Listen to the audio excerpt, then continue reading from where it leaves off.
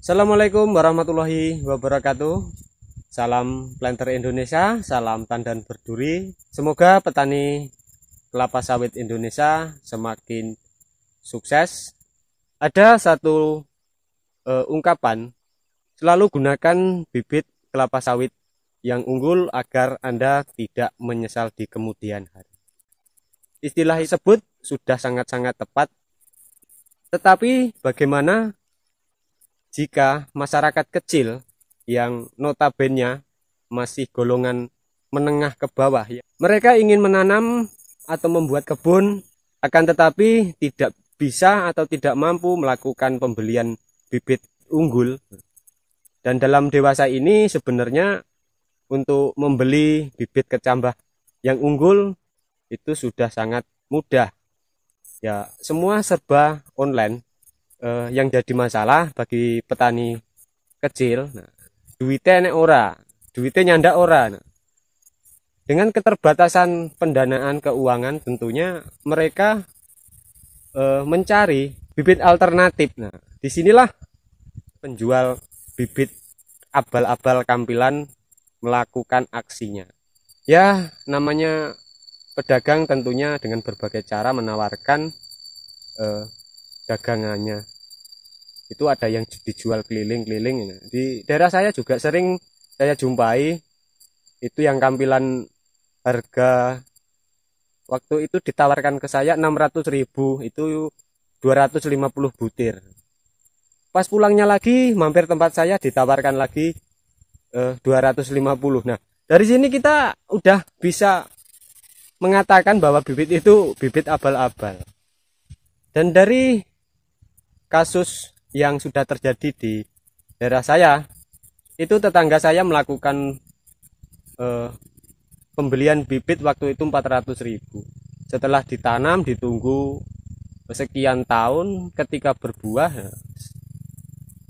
sesuatu hal yang di luar dugaan itu terjadi. Dari luasan 1 hektar ada 50% batang kelapa sawit yang berbuah abnormal, Pesipera, atau kita sering menyebutnya buah landak atau buah cengkeh. Jadi dalam video saya kali ini saya akan berbagi informasinya kepada rekan-rekan semua tentang bagaimana cara membuat bibit kelapa sawit yang baik dan benar, tentunya untuk ditanam sendiri.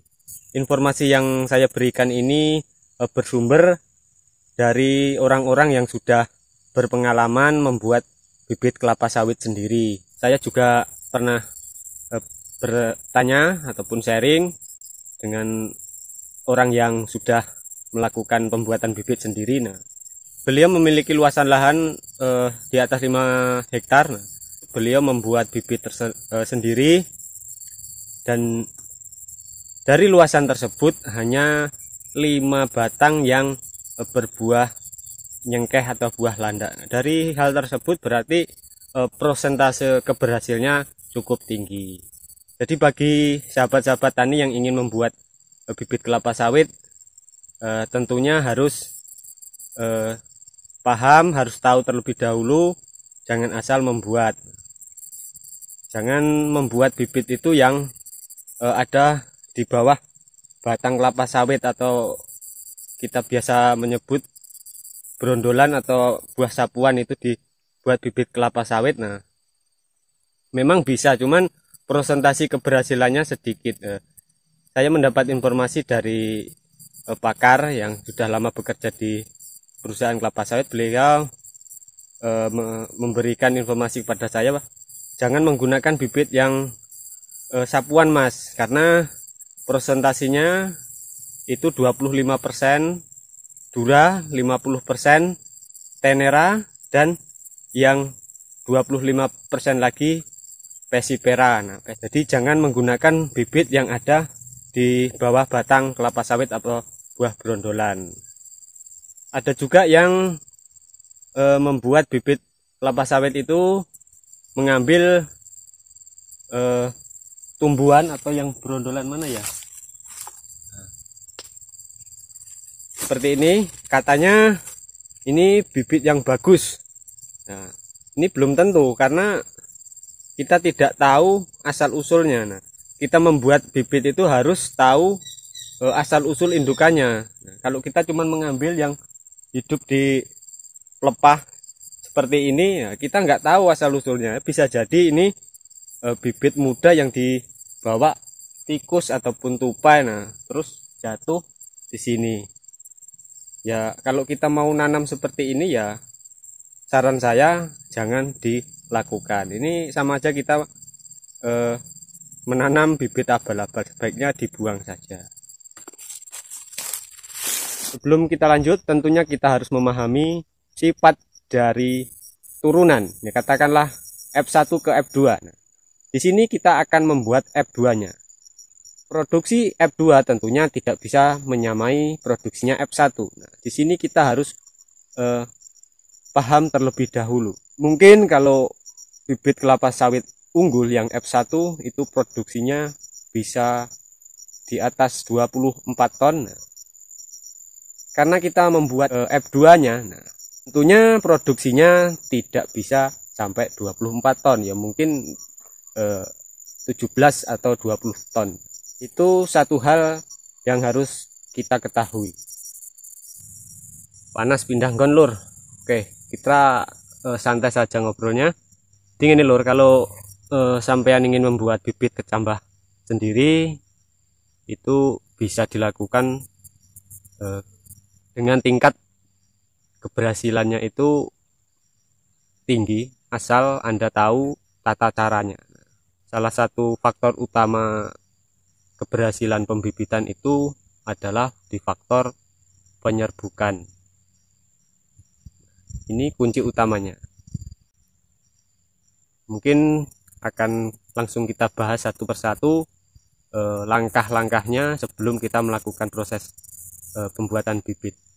Pertama, lakukan pemilihan induk yang akan kita buat. Indukan itu dari jenis tenera, jangan yang dura, karena kalau tenera produksinya itu lebih tinggi dari dura. Nah, ini berkaitan dengan produksi. Terus usahakan usianya itu sudah di atas 15 tahun, jadi harus benar-benar tua, jangan masih buah pasir dijadikan untuk bibit, ya itu kurang bagus.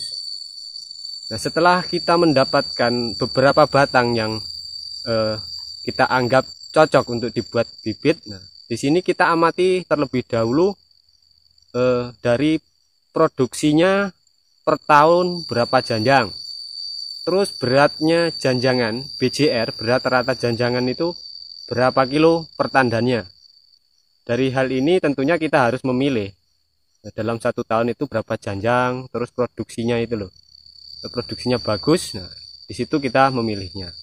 Ada catatan lagi, kalau bisa usahakan pilih batang indukan itu yang berada di paling ujung di arah timur, terbitnya matahari. Ini berkaitan dengan kecukupan dari sinar matahari terhadap batang tersebut. Kalau sinar mataharinya itu sempurna bisa masuk, nah, di situ dapat diartikan batang itu sehat, dan dengan adanya sinar matahari cukup juga kelembapan tanah akan terjaga sehingga tidak akan tumbuh jamur pengganggu. Nah, terus kemudian kita memilih tandan itu bukan asal memilih lur. Kita ambilkan contoh. Ini sebagai contoh saja. Usahakan juga yang pertama, tandan yang akan kita buat bibit ini menghadap ke timur atau matahari terbit. Nah, kemudian amati di atas sini itu harus ada namanya itu bunga jantan, karena di situ nanti adanya proses penyerbukan. Jadi proses penyerbukan ini adalah kunci keberhasilan dalam pembuatan bibit kelapa sawit. Nah, makanya banyak kasus yang sawit-sawit landak itu, nah, waktu penyerbukan itu tidak terjadi dengan sempurna. makanya tumbuhnya itu menjadi buah landak. Nanti saya kasih analoginya. Pohon umur di atas 15 tahun tentunya sudah tinggi ya lur ya. Bagaimana caranya? Kita tandai pakai egrek di bagian sini. Nah, pakai egrek kita tandain. Nah, kalau sudah matang baru kita turunkan. Ini sebagai contoh saja, karena kalau aslinya ya harus naik kan, karena udah tinggi. Ini sebagai contoh saja. Anggaplah ini yang sudah kita tandai dengan egrek. Nah, jadi bagian mana yang harus kita pilih? Ingat, ini hanya sebagai contoh. Terus pemilihan bijinya ini tidak semuanya dijadikan lur. Jadi hanya berapa persen dari total janjangan ini. Ini berkaitan dengan penyerbukan tadi. Nah, jadi yang kita ambil hanya bagian atas ini lur, bagian atas ini. Jangan gunakan bagian bawah ini, sini, atau bahkan di bagian yang di sini. Karena di sini kita menggunakan bibit ini dengan penyerbukan alam, bukan penyerbukan buatan ya. Beda kalau dengan penyerbukan buatan manusia. Nah, itu satu tandan ini bisa menjadi atau bisa dijadikan bibit. Nah, di sini kita hanya mengandalkan dari penyerbukan alamiah gitu. Kita menyebutnya penyerbukan alam. Itu adanya penyerbukan bisa dibantu dari serangga, tawon dan konco-konconya, terus angin, terus adanya bantuan dari sinar matahari supaya penyerbukan itu benar-benar sempurna. Jadi kita ambil bagian atas ini saja. Kalau dihitung persentase ini enggak ada 30% dari satu janjang ini loh. Jadi sudah bisa kita pastikan ya, di sini ini mendapatkan yang namanya serbuk sari. Serbuk sari diambil dari bunga jantan tadi. Nah, kita analogikan gini lur, kenapa buah sawit itu banyak yang nyengkeh. Nah, kita analogikan seperti ini lur. Analogi ibaratnya, kita ibaratkan. Tak balik weh. Oke, wis tak balik. Jadi kita analogikan atau ibaratnya itu telur ayam itu akan bisa menetas ataupun menghasilkan embrio apabila dibuahi oleh pejantan. Nah, terus bagaimana kalau telur yang tidak dibuahi pejantan? Walaupun ditetaskan sampai 100 tahun ya nggak akan bisa menetas karena nggak ada embrio di dalam itu, nggak ada pembuahan di dalam telur tersebut. Begitu juga dengan tanaman kelapa sawit. Satu biji atau satu butir ini kalau waktu proses masih terjadinya penyerbukan ini mendapatkan serbuk sari, ini bisa kita jadikan bibit. Tapi kalau di waktu proses penyerbukan, katakanlah di bagian bawah dari janjangan itu tidak mendapatkan namanya serbuk sarinya, itu tidak bisa dijadikan bibit. Ini yang telur infertil tadi, sebaiknya kita buang. Jadi setelah kita melakukan proses pemilihan indukan, terus pemilihan janjang ya, tinggal kita melakukan proses penseleksian biji yang akan kita gunakan sebagai bibit. Mungkin sampai di sini dulu informasi dari Bang Adi tentang cara pembuatan bibit kelapa sawit yang versi petani. Dan ingat, jangan melakukan penjualan bibit ataupun mengkomersialkan penjualan bibit, karena di situ sudah jelas ada regulasinya, ada peraturannya, ada perundang-undangannya. Cukuplah bibit yang kita buat ini untuk kita sendiri ataupun keluarga.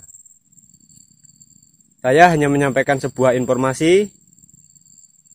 Semua keputusan ada di tangan Anda. Jika Anda ada bermodal lebih, tentunya saya menyarankan menggunakan bibit yang baik dan unggul. Dan jikalau Anda tidak memiliki kecukupan finansial untuk membeli bibit yang unggul, ya jangan sekali-kali membeli bibit kampilan yang tidak jelas asal-usulnya. Kalau yang bibit unggul itu per butirnya sekarang ini sudah di harga 8.000, bahkan ada yang 10.000. Dan di situ ada kejelasan yaitu sertifikatnya.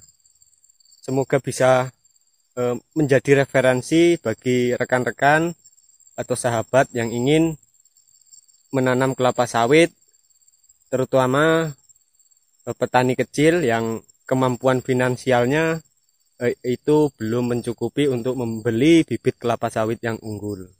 Semoga Anda semua dalam keadaan sehat dan mendapatkan rezeki yang lancar dan barokah. Amin. Salam Planter Indonesia. Assalamualaikum warahmatullahi wabarakatuh.